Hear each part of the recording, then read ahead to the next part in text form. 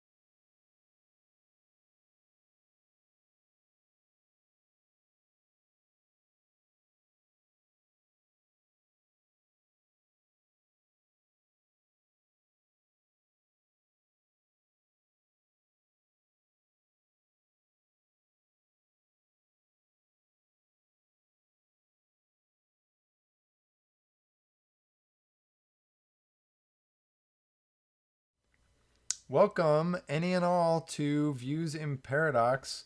I'm your host, John Olson. Joining me, as always, is my co-host, Rochelle Racine. Welcome. Hi. And joining us today for the first time is Victor Adame.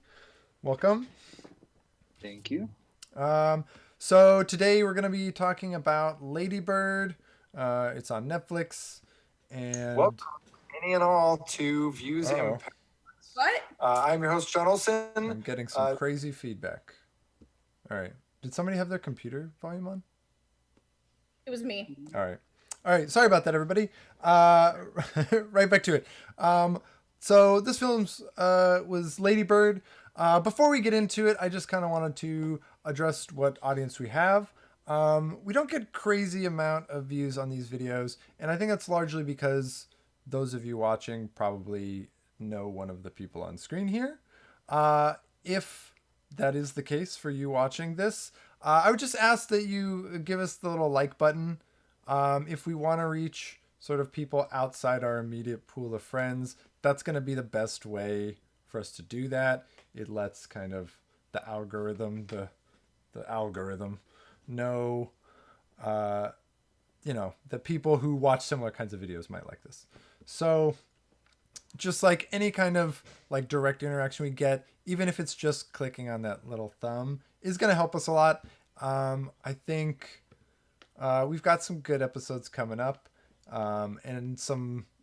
I think we've got a really potentially clickbaity episode in a couple of weeks. I don't want to spoil it, but Super clickbaity. super clickbaity. I think we are gonna slowly kind of try to start doing more topical, if you will, films, or just kind of more films that are like in the immediate sort of discussion pool of YouTube and the internet. Well, once they start coming out again. Yeah. Well, I mean, movies are still coming out on streaming, so we'll probably start looking there more and more. And once theatrical releases start happening again, we'll I guess we'll tackle that as it comes, right? So, Rochelle, you want to tell us a little bit about this movie to get us? Indeed. So we just watched Ladybird, and it was released in 2018, and it's basically about a artistically inclined 17-year-old, and she comes of age in the year 2002, so just post 9/11, in Sacramento, California. Ew. Yeah. Um, the director and writer. She could say that she's Californian. Um, the director and writer is Greta Gerwig. And I believe, correct me if I'm wrong, John, but this is her directorial debut, right? I believe that's correct, yes. Right. Okay. Yeah. And then she's been, acting for a long time. Indie darling, if you will. And yeah. she decided to get behind the camera and the will of the studios who were with her on this one, I guess. Which I think we definitely need to talk about. We'll hit that point after the awards. Yeah, once we get rolling. Yeah. But okay, so Academy Award nominee, Best Motion Picture, Best Performance by an actress, lead actress. Yeah, Best Saoirse Ronan. Supporting role, yeah. Best Achievement in Directing and Best Original Screenplay. All nominees, no wins. Golden Globes won Best Picture and Best Lead Actress. And then nominee, Best Screenplay, Best Performance with a supporting role. They had a lot, so bear with me, guys. BAFTA nominee, Best Screenplay, Best Supporting Actress, Best Leading Actress, and SAG Awards, which you don't gotta go against SAG. You don't gotta go for the SAG, do you? No. Okay. No, you're actors. Yeah, go ahead. Outstanding Performance by Cast nominee, and then again, Lead Actor and Supporting Actor nominee. Yeah. They gave her the director nod for the Oscars. I do think this film is exceptionally directed. I will say that, like, just the film craft on display, even before we kind of get into it. I think I don't know how much, if I would have voted for this, I would need to see the whole lineup, but like, I do think it's worthy of the nominations that it's got here. So Vic, tell us about yourself. Yeah. Tell us a little about yourself, and then just kind of your thoughts on this movie. You actually suggested this movie for us this week, so if you want to talk about maybe why you put that on the list. Yeah, so my name is Victor Amare. I go to UCI. I'm a student right now, and I'm also an actor and screenwriter. I've been trying to be part of the industry for a long time. But anyway, I chose Ladybird because I seen it when it first came out, and I just really liked it. I mean, it takes place in the early 2000s. This is when I was growing up. Well, I mean, this is when I was like an infant. You was a baby. But still, I thought, yeah, I was born in '99. But I was just really interested. You're gonna make me feel real old this episode, Victor. You know what? I'll skip to the next part. I'm just kidding.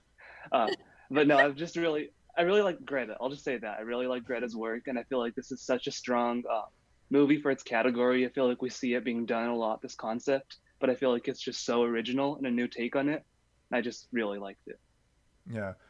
Fun fact, this movie takes place the year I graduated high school.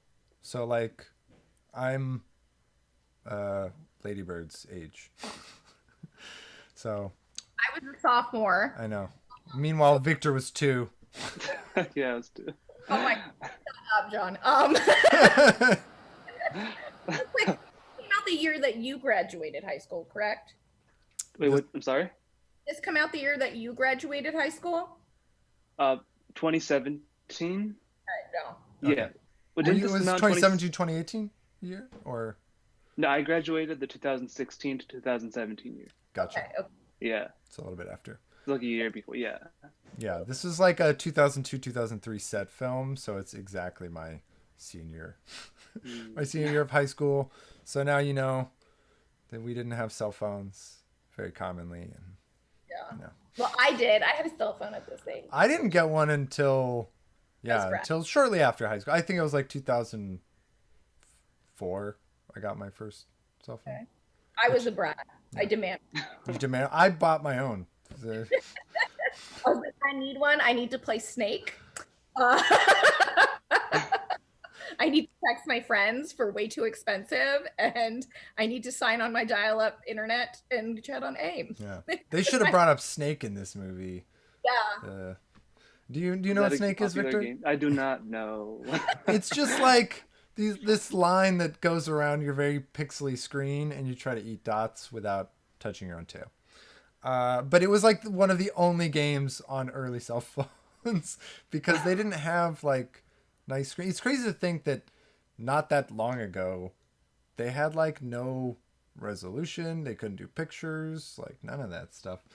I'm sorry, but remember when text messaging was like first a thing, and Jennifer Love Hewitt, she was like the marketing person. I think it was through Verizon, and it was be like, look, you can send your friends messages. Hey, like, T9, Michelle. Were you a master of the T9 system, Michelle? Yes. Yeah. It was like this typing system that we all got really good at using the number pad. I could do it under my desk and not even look. Oh damn. Yeah, and Is like that like the numbers, the whole bunch of letters? Yeah. So like yeah, you have to like I don't even know if I could type in it today without some practice. Like if I could just send a message. Like I did a lot. I got really good at it, but it was like yeah, you would hit a number like twice for the second letter and then you would go to the next letter. And it was always tough if you wanted to use the one number twice in a row. You'd have to like wait. It was the worst. Anyway, we went very quickly far afield.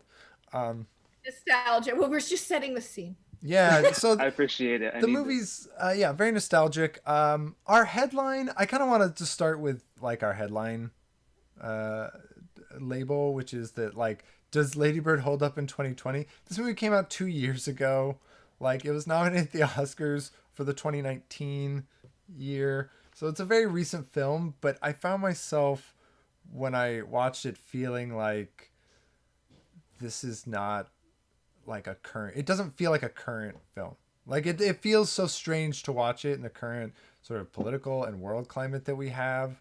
Um, like not only are we not getting new movies, but like, you know, the idea of just like another coming of age film feels like, I don't know, quaint almost to me. I mean, do you guys feel like, did either of you get that kind of a sense that I got out of it? I actually didn't. I mean, I felt like, I mean, for me again, because I was not conscious very much during the time that this takes place, I feel like I still, in my high school experience, I see a lot of that going on still. So I feel like it's just like these, what it touches on, like the core of what coming of age is. And I feel like opposed to other movies that came out within the past few years, like Olivia Wilde's Booksmart. Like I feel like it's kind of like Loved these Booksmart. I actually haven't seen it, but I mean, just after hearing about it, I mean, I just feel like from what I could gather, Ladybird's just, I think it stands a test of time. I don't know, maybe I need to watch more movies. Well, I feel like it feels like an old movie already to me, It does, yeah. Well, right? Yeah. Rochelle? It's funny that you say that. I was telling John this earlier. I thought this movie came out so long ago. And when I was doing the thing, you know, our little notes, I was like, it came out in 2018. What the hell? It's been a long year. Yeah, it has been a long year. Yeah. So Yeah, I feel like part of this is just like a general warping of my personal perspective over the course of 2020. Um, and just also what we've been watching. We've been kind of trying to aim at films that are like relevant recently. Like we did Clockers, for example, which was, I think, one of our better episodes, actually. And like watching Ladybird kind of like right now, just I felt like I had a hard time connecting with it. You know, I was just like, this idea of normal almost feels fake to me. Even though like the characters are very real, there's just like such a, I don't, yeah, normalcy to the environment there. What do you I think? connected with it, but one because of the nostalgia, but also because of the relationship between Ladybird and her mother. You know, I was like, oh yeah. And then also, I knew girls like her where they were just like they wanted to be cool and they would do anything to fit in and you know bounce around from friend group to friend group type of thing. So like I did not relate to that personally, but like I knew people like that and so I knew that it was very real and very grounded. And like Victor was saying, which obviously I can't speak on, but I just assumed at the time prior to Victor just confirming that people that age really haven't veered too much off of that, other than the fact that they're more informed. You Yeah, know? like I feel like I actually could relate to Ladybird on that level more. Like I did have kind of like a number of pockets of friends in high school that I would hang out with that didn't necessarily hang out with each other. And was, you know, we're all kind of trying to figure ourselves out too, right? Right. Well, no, I had that, but I'm saying like she was just so quick to like not continue in the theater with her friend after she Yeah, made yeah. the Yeah. Like things like that were like, I would have still stayed with my commitment, even though I didn't have a specific group of friends. I'll say on this level, I was in drama club in my high school for the first 3 years, and like I just never got a good part, and so I left to go to the journalism. I was like, I knew I still wanted to do like an elective thing, so I just moved over to journalism. So like almost the same thing where I was just like, I'm not gonna get a good role, like, this activity isn't encouraging me to continue acting because like at no point am I getting any kind of feedback that says we really want to see you on stage. So on that very specific level, I could actually relate a lot. That happened to me a lot too. you know, I enjoy acting, but I always did it kind of for fun. I wasn't like trying to, you know, go into the field or anything. I eventually went filmmaking route, but it was always just kind of a fun thing. And when I wasn't getting much to do, I was just like, why do you bother? So I really actually related with her decision to drop out of the drama for that. And then they're like, I love that. I do love that line where she's like, they cast you as the Tempest. It's the titular character. She's just gonna like blow in as a storm. Like what? That was so funny. That was so funny. Yeah. That was a good little joke. Victor. Yes.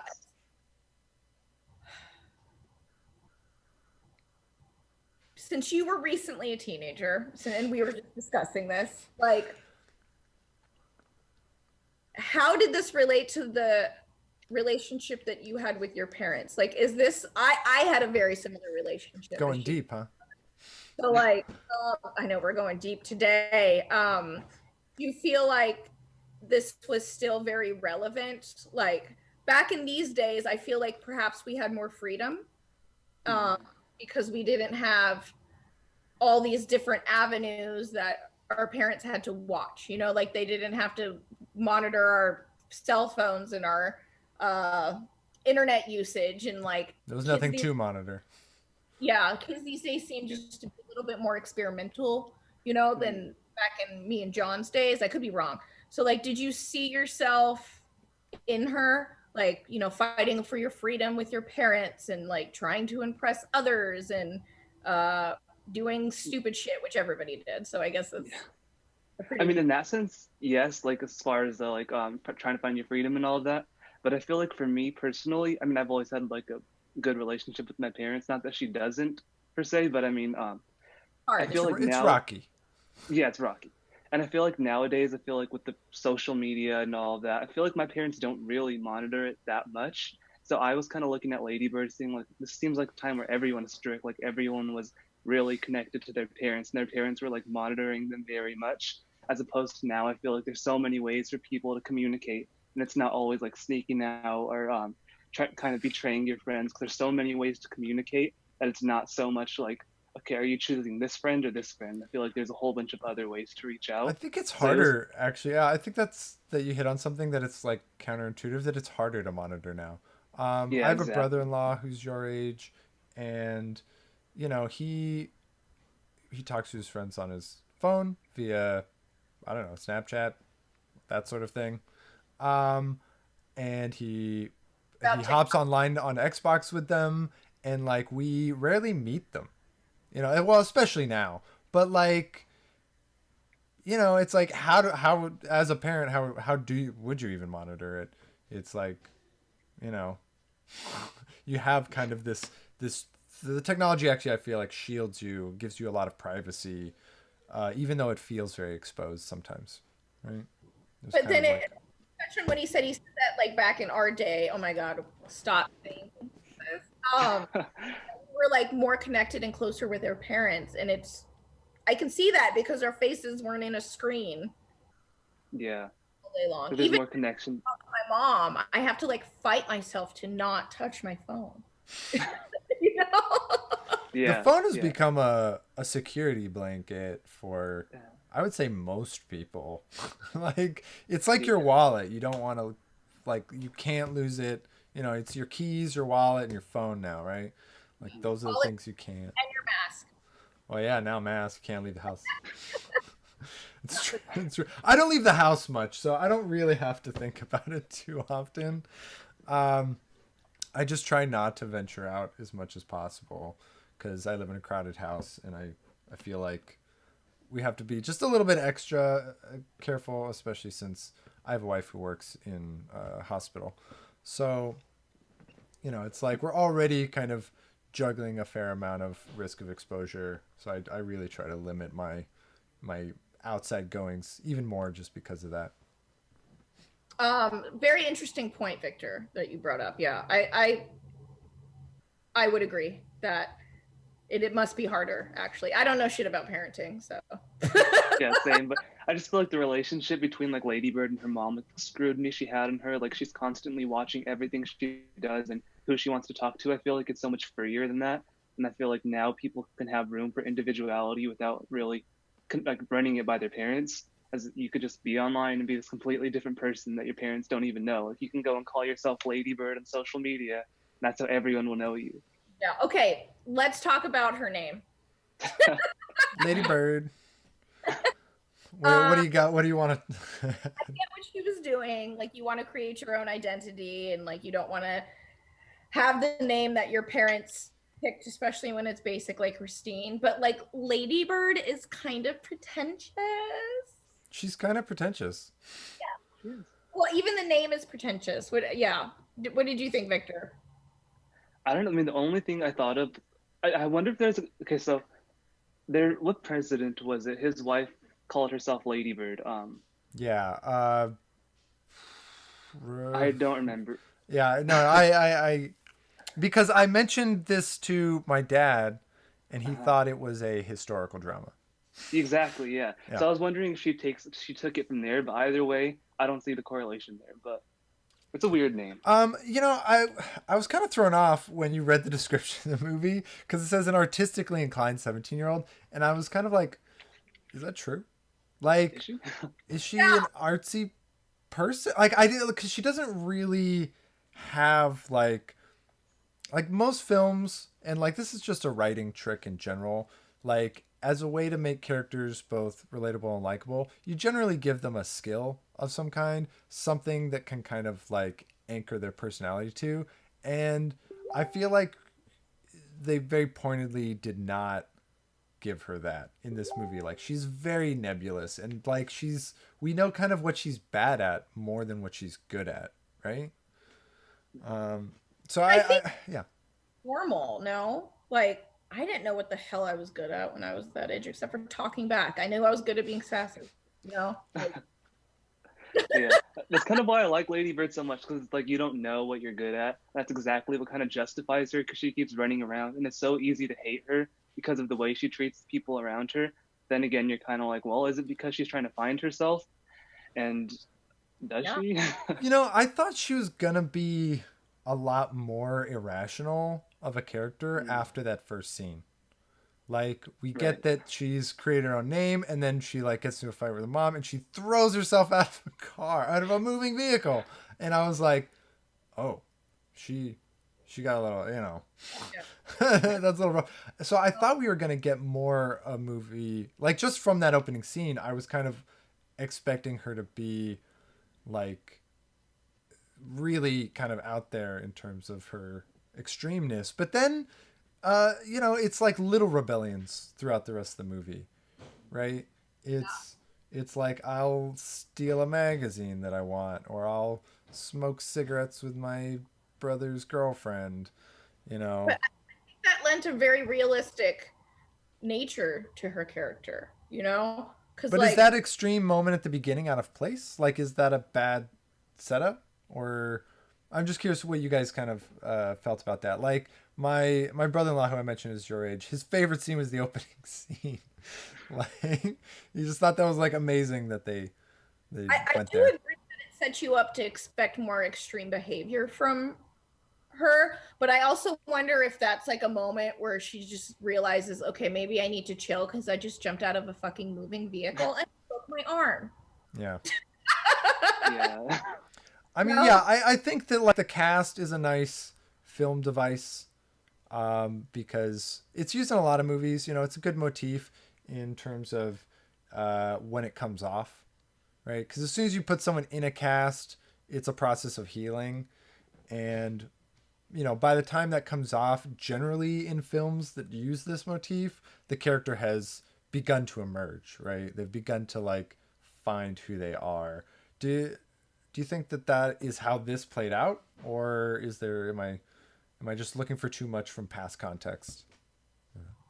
I've never even thought of that, honestly. I've seen this movie a couple times and that has never crossed my mind. But I mean, now that I'm thinking of it, that makes a lot of sense because, you're kind of starting with her. Like we said, that scene might be out of place, but she's like insanely irresponsible. She throws herself out of the car. And I feel like as it goes on, the fact that she's kind of finding herself and the cast comes off and she's called Ladybird. She's like learning to fly. I forgot, I've seen the tagline to the movie was something about flying. So maybe that's a motif like that, like kind of. Yeah. Even like that, yeah, the advertising for this movie was strange because it doesn't really tell you what it's about. But then I watched the movie and I'm like, oh, this would be a hard movie to advertise. It's Yeah. it's almost cinema verite, right?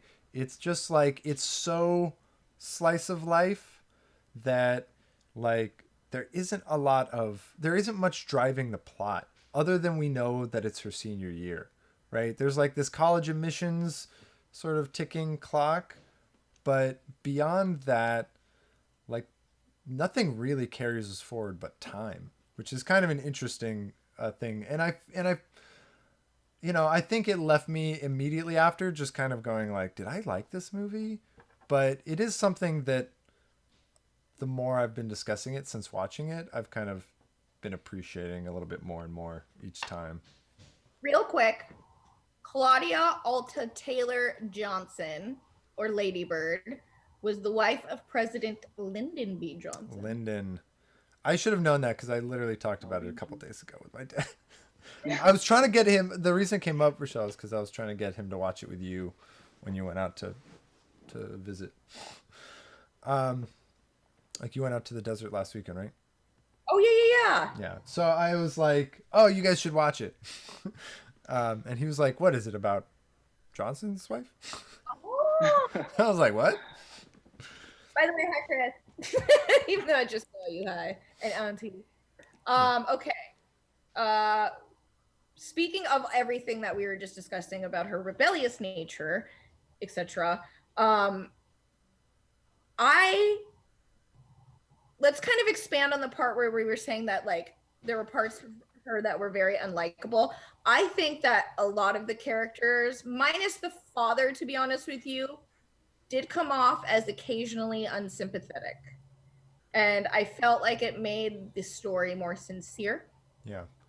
Really showed I the human. the film, one thing it does a good job at is not pigeonholing characters, right? Everybody's pretty rounded, um, with a couple of exceptions.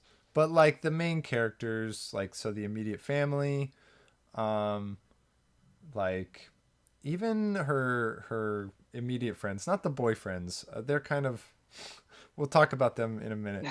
Uh, but like everybody else is very there's some good, there's some bad. Like even the dad has like this depression thing that he's dealing with, and he can't face confrontation. He's like trying to be the peacekeeper so much that he acts as like navigator, right? He's like the middle child between the mom and the daughter, right? Where he's always trying to kind of make both of them happy, and like they are at odds, so that's a very tricky balance to kind of but then he's also got his own problems. He's got his depression. He can't stand up to his wife. There's that scene, I feel like this was the hardest scene for me actually, where the mom tells the dad about the depression, or the mom tells Ladybird about the dad's depression, and he's just kind of like slumped there, and then she's going on about money and affordability, and like she's being really hard on Ladybird in the scene.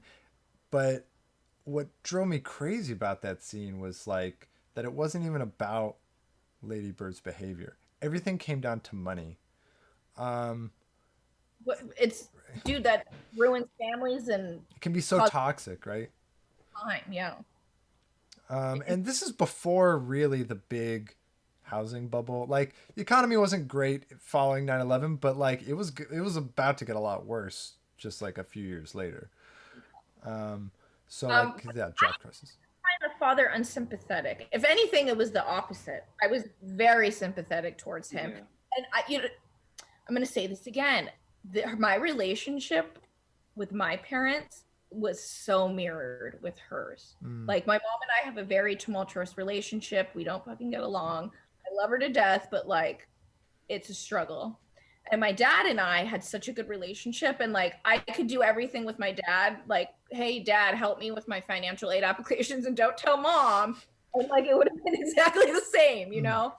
And I don't know. I think perhaps that's why I had a more empathetic nature towards her father, you know. But to me, it just didn't come off as unsympathetic. Whereas like Laura Metcalf or her mother's character, I was just like, you're a bitch.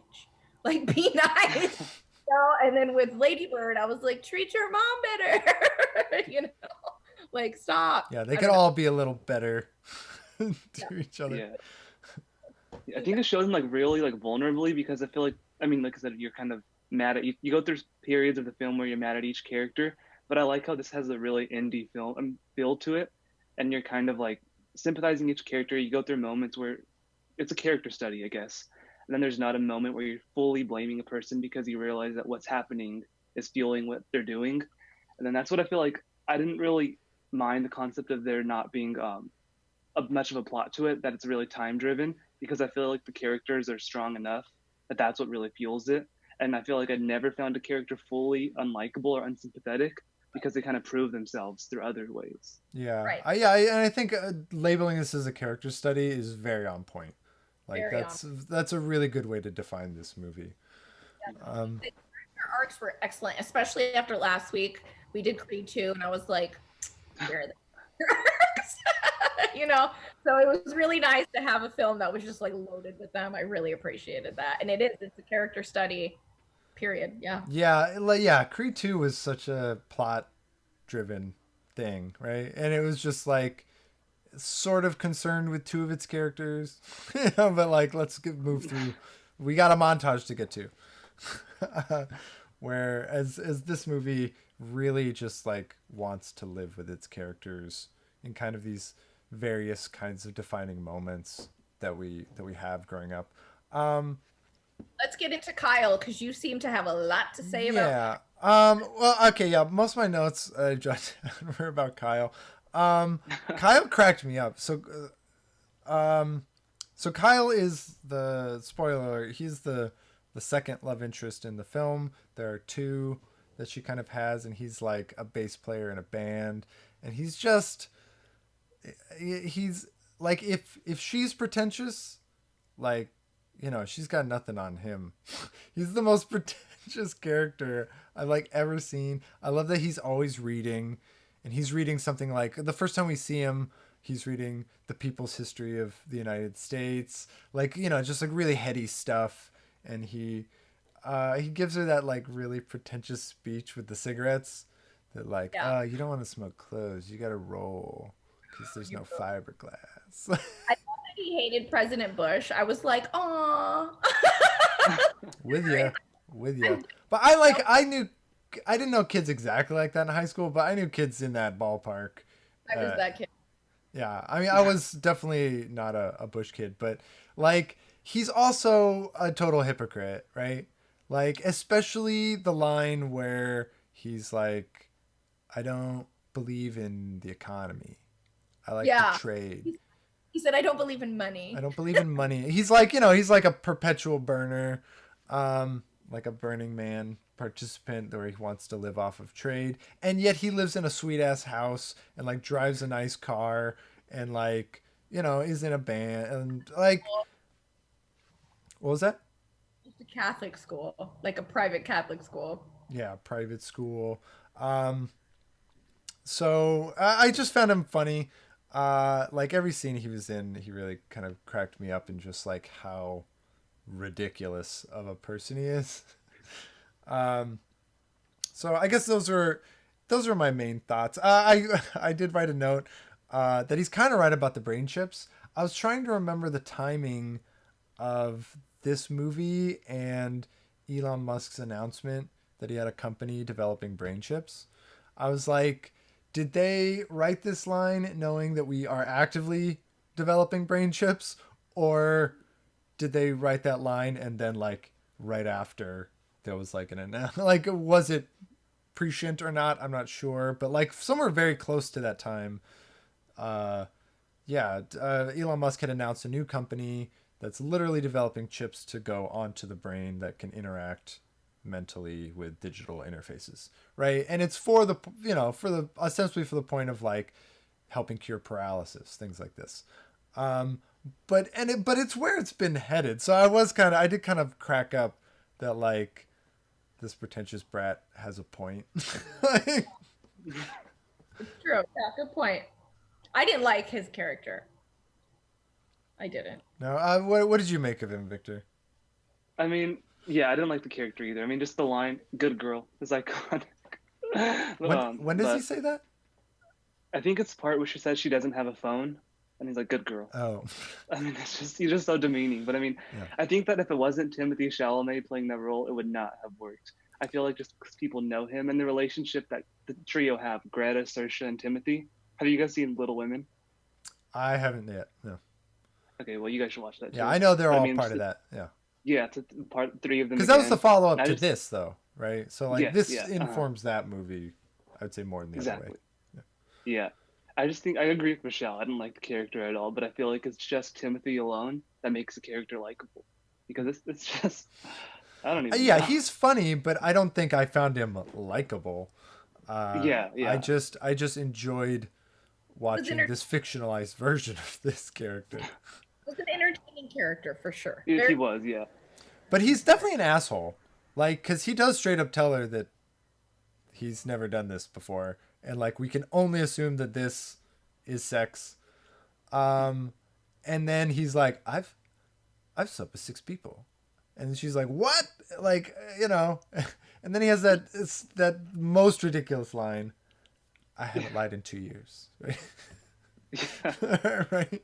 Like, it's just, yeah, such a hypocritical moment. I mean, how did that hit with you in particular, Rochelle, as the representative of females on our current panel? Fucking lied to her. Okay. Like what a piece of shit. Like I would have slapped him and left. She handled that so well. She really did. And can we just talk about how he was like a wham bam, thank you, ma'am. Like if you've had sex with over 6 women, like Just the hands out thing. like shouldn't you be practiced enough to like not fast? Yeah, or like put a little effort into it. Like she makes a really good point about being on top. Like, when you're on top, either way, you're generally the one doing more of the work. And if he had fucking experience with this sort of thing, you wouldn't do that. Like you wouldn't start that way, And there's no like, we don't get really any sense that there was much foreplay either. Like it's such a sad kind of sex scene, and he does that stupid thing where he like meditates while he orgasms or something. Yeah. Oh, what a shit. I honestly though, like I feel like most teenage girls probably have a similar virgin losing experience. Honestly, like I feel like men might have it a little bit better just because of how different our brain works. At the I end of gotta it. say, I definitely had not slept with 6 people by the time I was 18. No, I'm just saying Holy. virginity, like women, it's probably far more disappointing for us than it is. I think Maybe that that's the what general Meredith's trying to say. I think you're right, but I also think that the general consensus is that first times are never particularly spectacular. You're just there's too much shit. You're feeling awkward, nervous. Like it's just like a weird questioning energy that you have, and like it's just something that we kind of have to go through. But this seems kind of like, Yeah, I think you might, I think you're right that like it's probably absolutely true that like this sort of awkwardness is more common for women. It's just like it's awkward for everybody, but if you like this, you know, it's a no bueno, as they say. Yeah. Um, No. can we talk about the other? Let's talk about Danny, since we're Okay. talking about boyfriends, because Danny also an asshole, right? But that's because he had like internal struggles. And he was from like this big Catholic Irish family and he was gay. And it's like a lot of like, I hate comparing like people's experiences, but as someone who is like cis and straight, I cannot imagine being in his situation and being able to be like, well, level headed and like, like, I don't know. Well, and going back to the time period, it was tougher. It was still technically illegal, right? I mean, actually, homosexuality wasn't illegal, but gay marriage was along. It felt like it was never going to happen. I felt like it was. I need to touch on that real quick because I was having a conversation the other day with someone I went to high school with. I had a huge high school, like thousands and thousands of students. Okay, like we used to have to rent out SDSU's football stadium to have our graduation ceremony because our school could That's a not lot. handle the capacity. And so I say that because I didn't know one outwardly gay person. Really. Outwardly gay, no I one. I went to like 1,000-person high school about. It's like 200 per class, and there was like a LGBT alliance. It was like a gay, or it was called Gay Straight Alliance back then. Um, and I had friends of mine who were in that. Um, I don't talk about it much, but I am bisexual, and uh, in high school I didn't really like. It's such a weird thing to be like, to not know and to not have a society that kind of can explain it to you properly. But there was a lot of visibility at my high school that allowed me to kind of be like, it's not a terrible thing. I felt like it broke down stereotypes that I had brought with me from California. I went to high school in New York, but I previously had lived in California, and I felt like I picked up way more homophobic sort of cultural rub off from California that like when I went to upstate New York, I was kind of floored by the acceptance of it and by the visibility of it. And this was in the same year of this movie. That's why I bring it up. But Victor, as a That's why more I'm modern, yeah, around the same time. And I want to just touch on like I think this is kind of an important discussion really quick is that like I agree in the homophobia in California at that time because it was very like casual, but it was there. it's very casual and it wasn't until I was like 20 to be honest with you that I started realizing how much it's in our vernacular and culture and me going I need to separate myself from this because it was just so normal. It was so normal, Yeah. Okay. I felt lucky because I had people pointing that stuff out to me in high school. But Victor, you are a modern, recent grad and recent-ish grad. And like, what is your experience kind of like on this topic? Yeah, well, I think that it's weird because if again I graduated in 2017, and by that point I feel like of course there's in every way there's sort of homophobia, racism, all of that still going on. But what's weird is that I feel like there's a lot more awareness to it. My school is very liberal, my high school is. So I feel like it was completely different than this, especially because this is like a Catholic school and I went to a public school. But I feel like still it was completely different. So I read this as this was how the time period was as opposed to the location. Is that right? I mean, was that just how it was overall as A opposed to, little column A, a little column B, I'd say. Definitely yeah, both. Yeah. Because, like, yeah. nowadays, you don't, correct me if I'm wrong, but back in my day, calling people fag or saying this is gay was like a totally normal thing. Very And casual. You yeah, get canceled for doing that now. yeah, exactly. So, I a don't lot of use that particular F word ever. I just don't terrible. use it. Everybody, stop it. Yeah. I don't even use it like sarcastically the way that some people do. Um, I don't feel strongly attached to the LGBT community enough to like throw it around. Like, I am married to a woman. I want to give a lecture, very mini lecture. Welcome to my TED Talk. It's our first, our inaugural Rochelle's mini TED Talk. Go ahead. Road talk. So that word fag is the origins come from back during this witch trials, Salem witch trials, and like witch trials around Europe. They would throw in gay people into the fire with the fags, which is some of you may know it literally means a bundle of sticks that you light on fire, and that is where that. Which is why they called them cigarettes in the UK. Yes. Or what they called. Yeah. So like, stop fucking using that word. Yeah, it's ugly. It's an ugly word. Yeah. And it's just been it was used so flagrantly for a time, and I think that like the time that Lady Bird takes place in is like prime, it's like that prime time. Yeah, it was just like making fun of homosexuality, or any kind of what we now consider like the LGBT spectrum, like it was downright encouraged, right? This has been talked about many times by now, but I have trouble with Friends nowadays. The rampant homophobia on display in that show has made it age so poorly for me, that I just can't even like watch it. It's not just the homophobia; it's a lot of other stuff, but that's a big one. It was just like so socially okay. It was so ingrained in us. Like, I didn't even know I was partaking in it, until someone was like, "Yo, check this." Isn't right? Yeah. Yeah. His stepsister. Yeah, like Victor, you're growing up in a very different just atmosphere regarding it because there's so much visibility.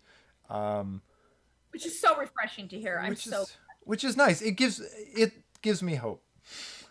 Yeah, it's like a completely different. That's what I was confused about when you guys were talking about this, because yeah, again, my high school experience was everyone's completely different. There are like so many clubs and awareness. It was just completely different. That's why I was kind of wondering, do you think this is kind of Greta's take on I Hate Sacramento?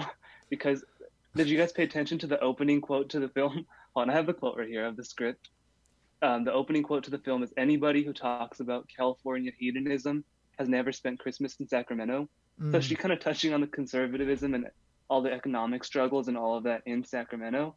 That's what I was wondering. Is she saying I hate Sacramento and this is why? Probably. I think she has a relationship for it. Yeah, probably because it's her home, but yeah. Towards the end, you can see that she's like is developing an appreciation for it. This is definitely not a cut and dry kind of film, right? Everything is like very shades of gray.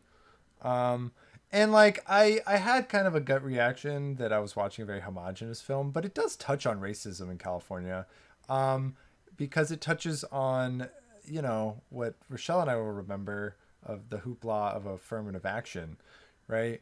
There was this sense around the time that we were late in high school that like if you had a disability or if you were black or if you were gay, like those were things to be exploited on college admissions papers because of affirmative action. And this was, I think, a lot of conservative propaganda really, who, were people afraid of losing their power majority. We still have problems with those people today, obviously.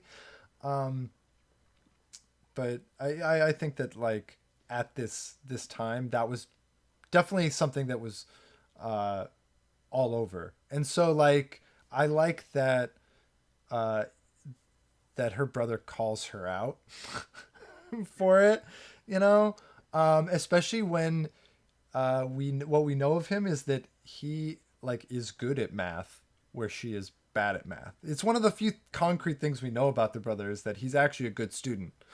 So like for her to imply that he got in through affirmative action is a very asshole thing for her to do. Yeah, it was. And it was beautiful that he called her out. I was like, you go, Miguel. Miguel was awesome. I loved Miguel. Yeah. Is he supposed to be adopted? I never get it. They never touch on that. I love that they don't tell us, but he has to. Yeah, exactly. My assumption is that you see this a lot, is that like the mother was having problems getting pregnant, and so they adopted, and And then had kids.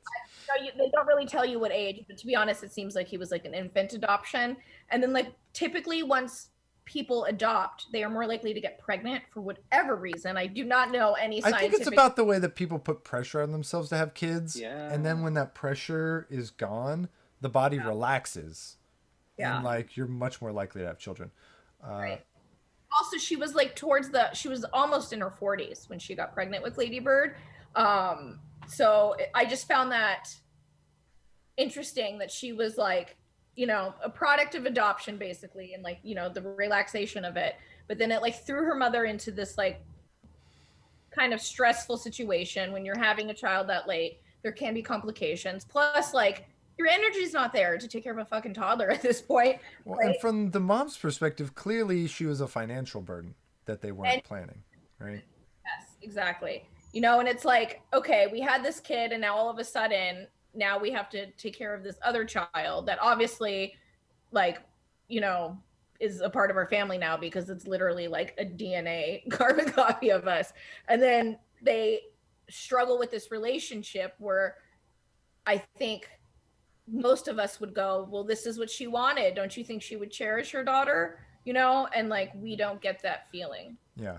We get more, it's like, it's just like, you know, we wanted the one kid. Yeah. That was the plan, and like now we're struggling all the time because, you know, a kid's expensive. We all know that. Yeah. I wanted to, before we wrap up, I wanted to just kind of put the spot on you again, Rochelle, just because I think one of the things that makes this objectively different from a lot of other coming age films is the female perspective in the film. Not just that it's written and directed by someone female, which is unusual even for a coming of age film about a woman. But just yeah. touch on why is there was a push for the female. I loved this little conversation we had earlier. Why there was a push for female directors and filmmakers and such in this. Yeah, because this is in the wake of Me Too. And there was just like, you know, a very belated but welcome, I would say, surge in representation in film in the last 3 or 4 years. Yeah, and Greta was, I think she's been working at this for a very long time, and so like she was kind of ready to step up to that plate when given the opportunity.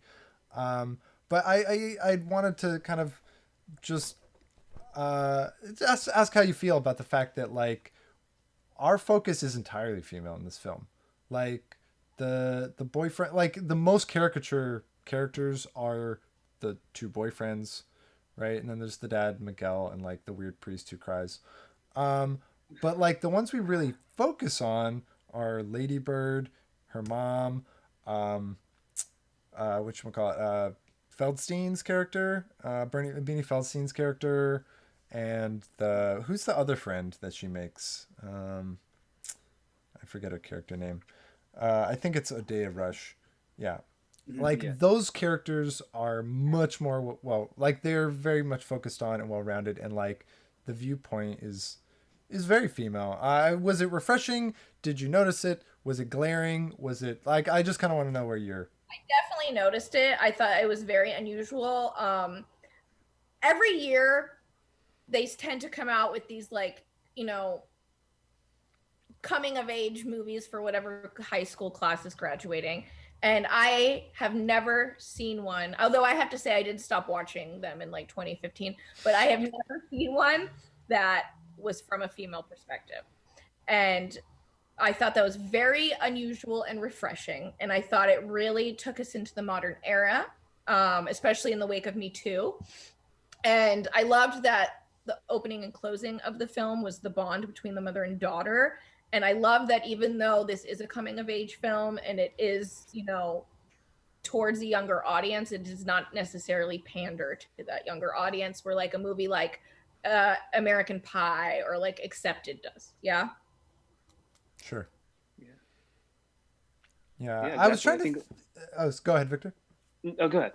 I was just trying to think of other examples of female centric coming of age films, and like most of them are pretty recent, but like if you go back, there's like 16 Candles, Pretty in Pink. There was like those John Hughes. the John Hughes, but like John Hughes directed, right? Male Exactly. presented films. So, and I think like this one and Booksmart is a really nice like 1-2 punch on like evening the playing field a little bit. Booksmart I think is on a personal level I liked it a lot more than this movie.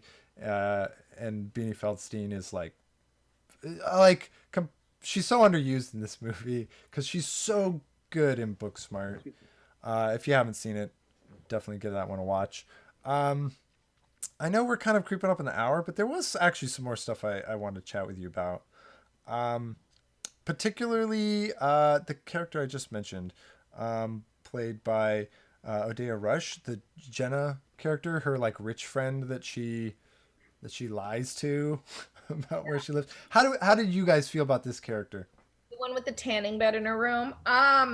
She's a typical cool girl, and like I don't want to fault Ladybird for like wanting to be on her good side and like lying to her to be part of this crew, because that's like a normal teenage thing. Like they want to feel accepted, especially by like the top dogs, especially when you're a female. Not that males don't want to feel this way, of course you do, but like we tend to, ours tends to the spotlight on us is a little bit more and things like that. In terms of our insecurities, you guys are allowed to feel them too. So I don't think like I wouldn't say that she was a bad person, a bad friend. She was just kind of like the epitome of cool, and not necessarily like what's the word? Like she's not that perfect kid, you know what I mean? She's not like the pretty one that's like going to be valedictorian and prom queen. And so I did think that was really refreshing, and because of that, I liked her character. Yeah. What about you, Victor? I just think that what I found kind of, I mean, correct me if I'm wrong, this is how I kind of read it, but I don't feel like, her name is Jenna, right? Yeah. Odeya Rush's character. Yeah. I feel like Jenna doesn't really push for Ladybird to do anything terrible. I feel like everything Ladybird does, it's to get her attention. And it's not something like Mean Girls, where the girls are pitting like Katie character against one another. Yeah. It's more Ladybird abandoning her friends, treating people bad, lying, just to seem cool. That's what I feel like makes Jenna a little bit more sympathetic. Yeah. Not even sympathetic, but just likable. Yeah, I think that the character makes Ladybird herself less likable, because we see her abandon her friends and like go after this without prompting. Like you said, it's very different from something like Mean Girls. But I found myself really liking her. She comes across, she's spoiled for sure, but like she seems really honest, right? And she even says, I value honesty. And like she's just like, she knows who she is, which is always likable in a person. I love that kind of scene. It's one of her last scenes where they're in the pool and she's like, yeah, I want to have kids and settle here. I like it here. Like she appreciates what she has to an extent that like I don't really mind her having it. It's the people who like, it's the Timothée Chalamet character, the Kyles of the world that are truly obnoxious, who have it all, appreciate nothing, and like, also think themselves superior. Like Jenna does none of those things. She's in that same bracket, but I just found her character really endearing and just kind of effortless in that regard, which was very refreshing, because she could have been a vilified character, right? I'm totally expecting her to be like a Regina George. That's exactly for that, and she wasn't, and it was so refreshing. And side note, I just want to say I love the little joke where she goes, why don't you just move to San Francisco? And she says, I like hills. I thought those, me neither. Yeah, like if anything that we could mark against that character, it would just be like a bit of an obliviousness to the plight of others.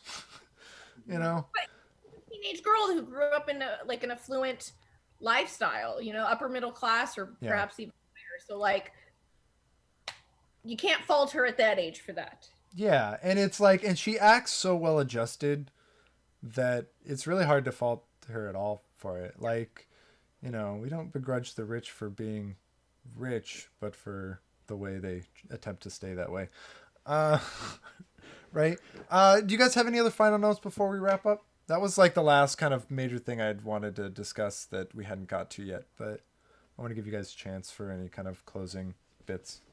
I mean, I loved it. Like, I cried. I don't know about you guys, but because of the relationships with her parents and how much it reminded me of mine, I found myself very emotionally attached to this film. And I will definitely be watching it again. And I'm probably gonna make my mom watch it with me. I didn't cry, but I felt a lot of things while I was watching it. Yeah. Same. And a lot of them were either familiar or uncomfortable or a combination of both of those things. Yeah. I just think it's like an overall like different approach at a very common movie. Like, again, we said the John Hughes and Mean Girls, and it shows us that we need people like Greta who tell these type of stories. And I feel like that's just what makes Lady Bird so important. Like we said earlier, that's why people decided to give Greta the Best Director nomination, because it's just a new approach. And someone said in an interview that Greta is very emotionally intelligent. That's so smart. Like, that's what she pays attention to the actors, and that's what makes her so special. Yeah. So that's what sets Lady Bird apart. Yeah, great. I just want to say, because she's an actor turned director, right? Yeah, So exactly. Yeah. that's the best way to go. Yeah, and like Greta Gerwig's big claim to fame before this was Frances Ha. Have you guys seen that movie? Yeah. So 20th Century Women. yeah, it's so like Frances Ha almost feels like a sequel to this movie. Like the characters are slightly different. Frances Ha is a dancer, but otherwise it's like it picks up almost exactly where this movie leaves off in New York. It's just like this almost felt like a prequel to that movie to me. I thought that was kind of funny. All right, cool. I also liked it. I don't know that I adored it, but the more we've discussed it, the more I'm really appreciating it. And I feel like as time goes on, I do think it will actually age well for me. My initial gut reaction was kind of like, what do I make of this movie? But I think my estimation of it is steadily rising. So Victor, thank you so much for joining us today. Where can the people find you if there's anything you've got upcoming that you want? I don't know if you have anything to promote or anything, but go ahead. Nothing to plug here, but I mean, my Instagram is always where I share my acting work, and thank you guys for having me. This was really fun. Hope to be back soon. I hope people will watch Lady Bird after this. Cool. Thank you for coming on. I really appreciate it. Awesome. Some good insight. We just finished a scene, everyone, to listening. Yesterday, we've been in a lot of classes together. That's how we know each other, and it's really cool to be able to discuss films outside of our class with him, and especially because I feel like we have a lot in common as far as taste. So yeah. You're definitely more well versed than I was at your age in film. Yeah, totally. Yeah, Kind of have to be. I don't even know the crap I was watching at your age, but let's just pretend. Yeah. All right, Rochelle, where can the people find you? Instagram and Twitter linked below, and nothing to plug, other than make sure to subscribe to our channel here at View. Subscribe, hit that thumb up. This one. Hit that just to help us out. Hopefully everybody's enjoyed the episode. I can be found on Instagram at John and Paradox. Our show can be found on Twitter or Instagram at Views and Paradox. I feel like the Instagram is really the one to follow. And then Facebook, Movie Club Collective. If you just want to help get in on the discussions and maybe hear your take on one of the episodes. Yeah, we anybody who is part of the Facebook group, the Movie Club Collective, would love to hear your thoughts, either in that group or even here on the YouTube video in the comments below. So I don't have anything immediate to plug. I am still working on another show for our channel. I'm in the process of writing it.